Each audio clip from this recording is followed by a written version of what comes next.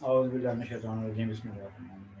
Students, अभी का जो हमारा सेशन है कॉम्प्लेक्स एनालिसिस का, हम कहाँ पे थे? कॉम्प्लेक्स एनालिसिस के जो सा प्रीवियस लेक्चर था, प्रीवियस सेशन था, कल परसों जब भी था, कहाँ पे पहुंचे हुए थे? चैप्टर 0 तो कंप्लीट पहले हो चुका है, 1 कंप्लीट होने वाला है। ऐसे ही उसके कुछ आई थिंक मेरे ख्याल जो टॉपिक वगैरह थे ना, उसके एग्जाम्पल ये वो मेरा ख्याल कंप्लीट हो गया था। एक्सरसाइज करनी है, इसके यस पेज सर, से करने की जरूरत होती है, इसके पेज से करने की तो जरूरत होती है, बताएं? कॉम्प्लेक्स एनालिसिस के पेज चले उनके तो मैं कर देता हूँ, इसके भी मैं वैसे नॉर्मली कर ही देता हूँ। सर कॉम्प्लेक्स में तो वो सारे तकरीबन थ्योरम ही है, तो मतलब क्वेश्चंस नहीं आते कंटिन्यूटी प्रूव करें या डिफरेंशियबिलिटी प्रूव करें। नहीं, अभी इसमें देखें ना, जैसे वो अब आपके पास नोट्स वगैरह ना, ठीक है, अच्छा है, लेकिन आप देखें ये क्वेश्चंस हैं, जैसे आगे सारे क्वेश्चंस ही हैं। अब हर चैप्टर में थ्योरम्स वगैरह नहीं होंगे ना। अब ये थोड़ा पहला चैप्टर जो था ना, इसमें कोई इस तरह थ्योरम थ्योरम डेफिनेशन टाइप ऐसे थे। अदरवाइज क्वेश्चंस ही होते हैं, ज्यादा क्वेश्चंस होते हैं। ऐसा नहीं कि आप यानी जी थ्योरी सर। थ्योरी बेस पे इसमें ऐसा नहीं परेशान होना को डेफिनेशन वो इस तरह बात ऐसे करके, लेकिन इसमें ज्यादा क्वेश्चंस ही नहीं होते सर, मैं ये कह रही हूँ, हैं। जी जी। सर ये जो आपने अब चैप्टर कराया है, मैं ये कह रही हूँ कि उसमें जितने भी हम लोगों ने थ्योरम ही पढ़े हैं, उससे रिलेटेड हमें कोई क्वेश्चन भी आ सकता है हाँ, अभी उन टॉपिक एक्सरसाइज से में क्वेश्चंस रिलेटेड। ही होंगे ना, एक्सरसाइज में भी क्वेश्चंस ही जी होंगे सर। ना। जी। अभी जो हमने जी कल सर। किया ना, वो क्वेश्चन ही किया है ना।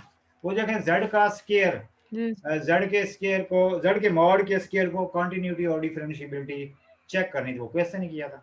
इस तरह जेड के कॉन्जुगेट की वो जी सर। कंटिन्यूटी और डिफरेंशिएबिलिटी चेक करनी थी, वो भी क्वेश्चन ही था। ठीक है, क्वेश्चन ही किया है, तो थ्योरम भी चलो किए हैं साथ साथ जी।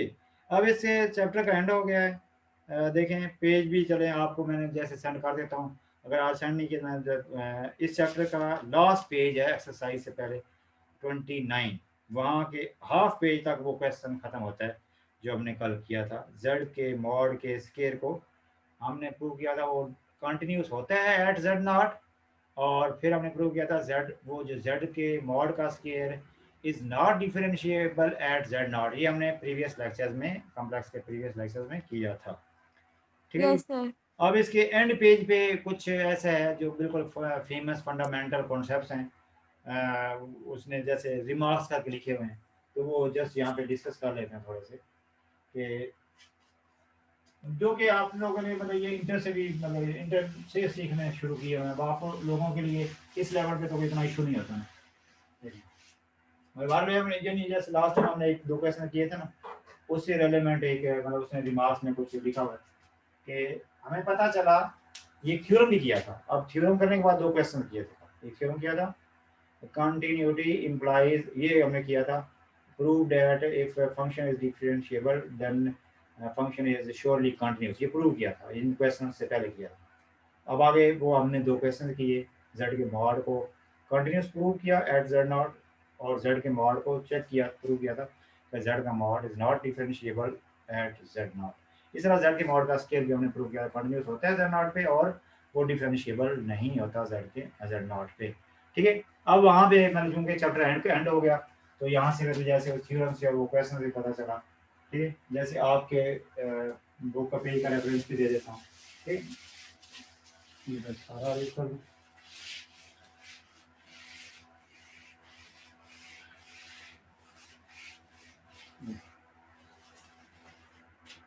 कॉम्प्लेक्स बुझिया नहीं आई, कौन सी बुझिया आ गई, नहीं आई? बुझिया को मैसेज देते हैं, मतलब बात हो जाती है, फिर चेक कर लें, मैसेज वगैरह दे दें। ये कॉम्प्लेक्स एनालिसिस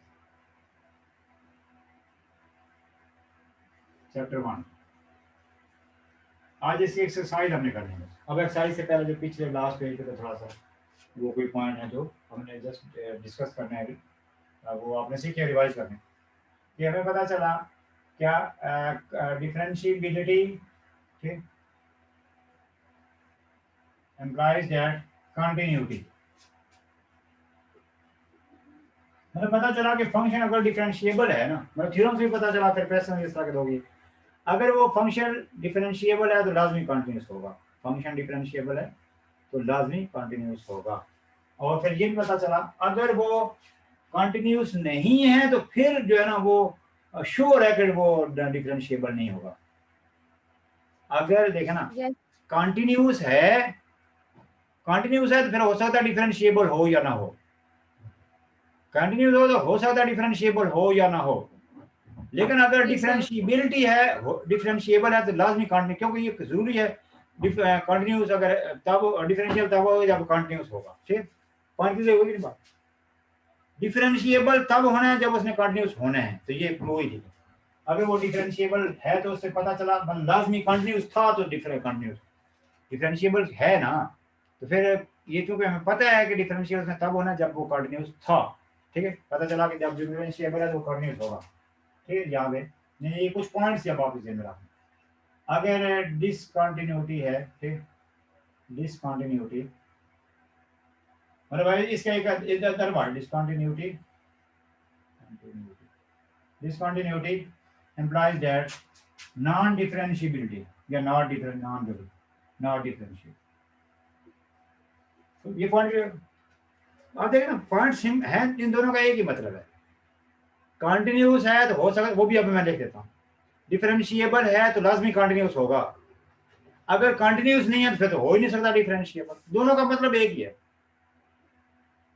नहीं, पॉइंट समझ आएगी बात करो जी। हादिया बताएं।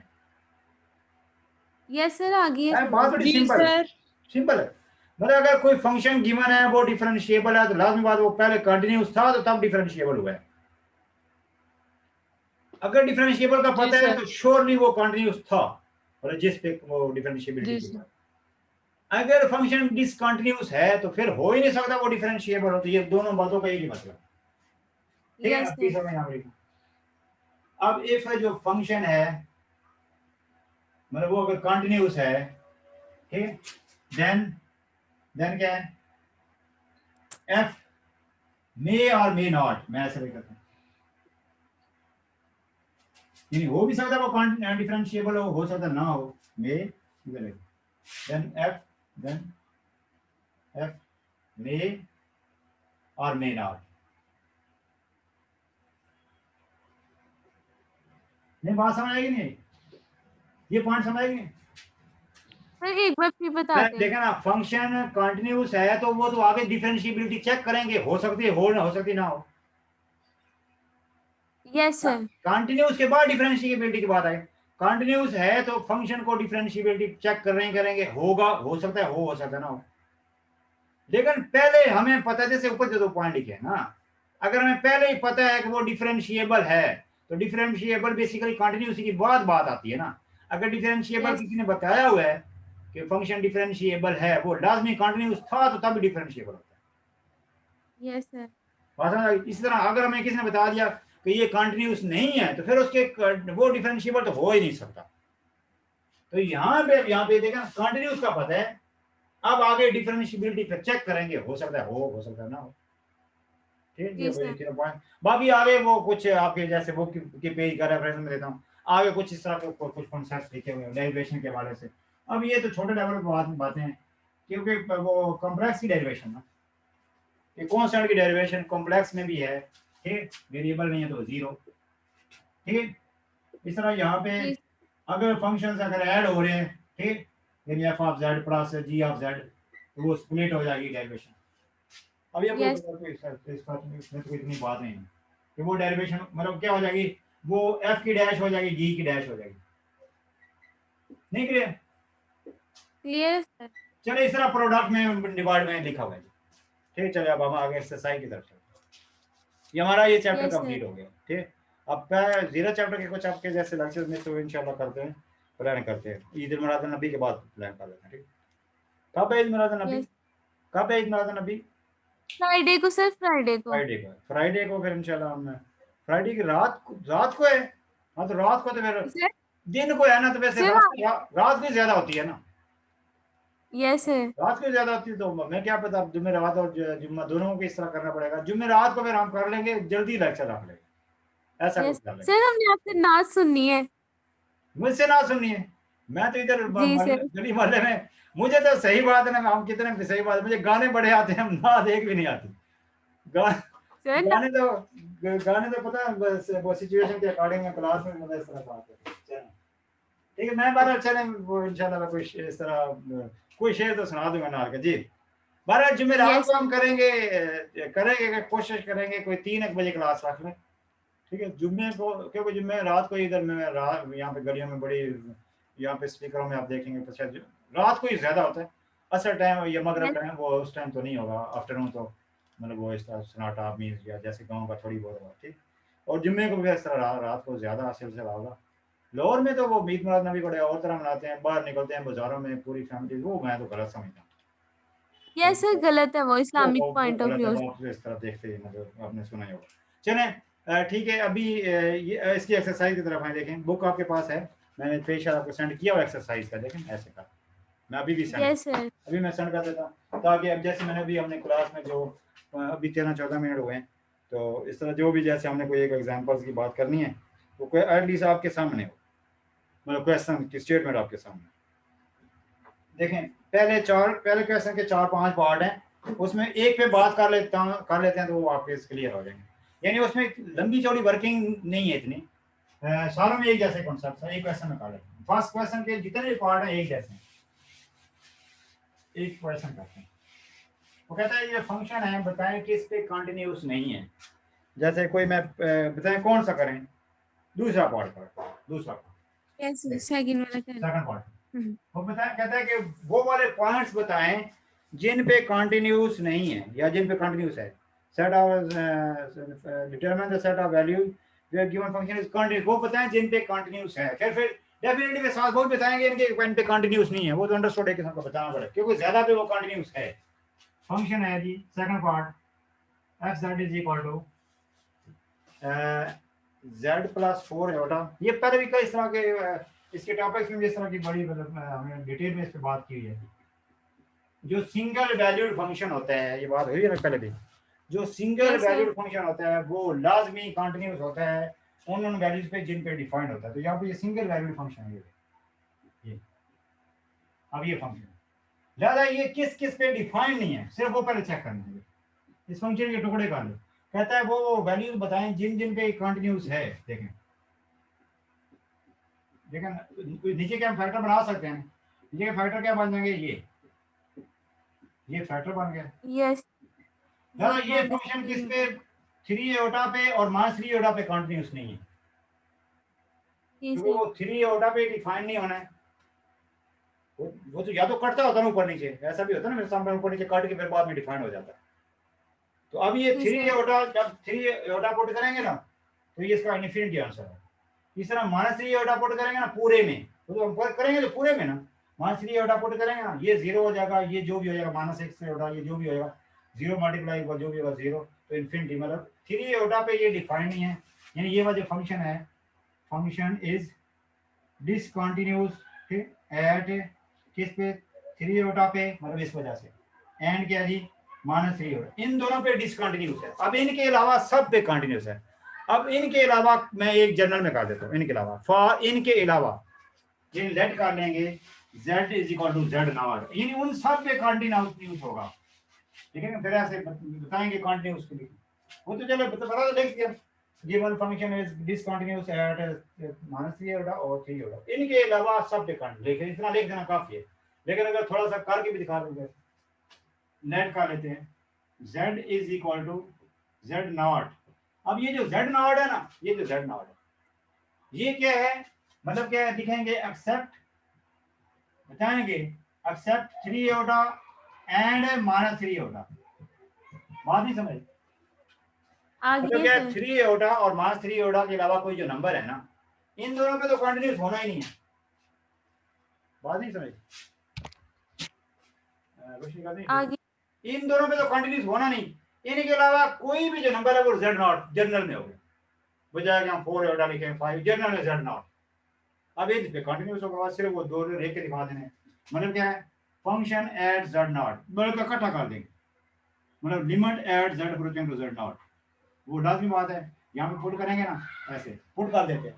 चलो एक स्टेप बनाना चाहिए बनेगा ऐसे, वो क्या जी z, ये स्टेप बनाएंगे तरह से, अभी तो लिमिट लिखी है ना, वो क्या जी z नॉट, ठीक है z प्लस 4 आयोटा, ठीक, और यहाँ पे क्या जी z प्लस 3 आयोटा, ठीक, और यहाँ पे क्या जी z माइनस, अभी जैसे लिमिट लिखने लगे हैं इज इक्वल टू, दूसरी साइड पे डायरेक्ट पुट कर देंगे, वो क्या जी z नॉट प्लस 4 आयोटा, ठीक, तो ऐसे लेंगे यस फंक्शन एट मतलब, ठीक है, तो इधर लिखा है लिमिट एट z नॉट, उधर फंक्शन एट z। देखें इसका आंसर क्या आ जाएगा, इसका आंसर आएगा यहाँ चला यू लिख दें, थोड़ा टाइम बचा, मतलब थोड़ा से वो यूं कहेंगे थोड़ा सा सोल्यूशन का जो मतलब ये वाले मतलब इस फॉर्म में उसको देखते हैं।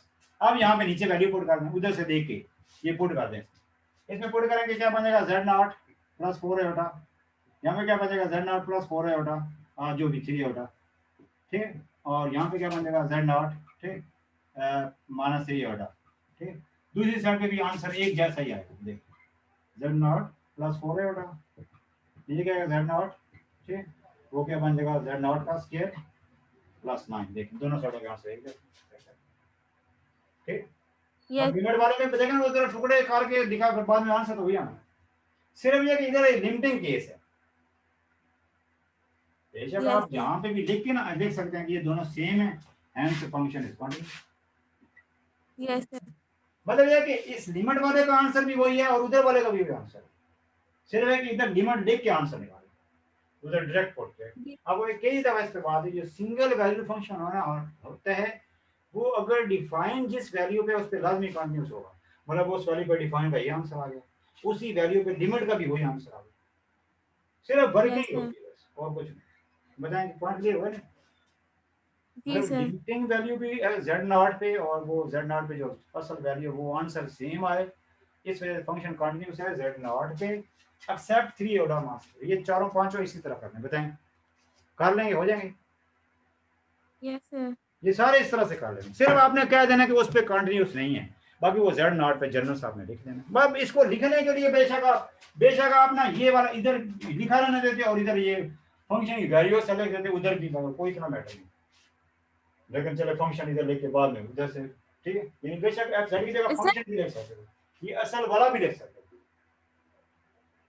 हो, यस सर ये असल वाला फंक्शन यहाँ में भी लिख सकते थे, वहां भी लिख सकते, मतलब वो फिर पुट करके नीचे फिर दोनों के आंसर एक जैसे आने, फिर वो तो डेफिनेशन सेंस में लिखा हुआ है, तो फाइनली आंसर तो हमें एक जैसे आंसर मिलना चाहिए, वो दोनों के आंसर एक जैसे, ठीक है। सर इस एक्सरसाइज के नोट्स भी आप हमें सेंड कर देते।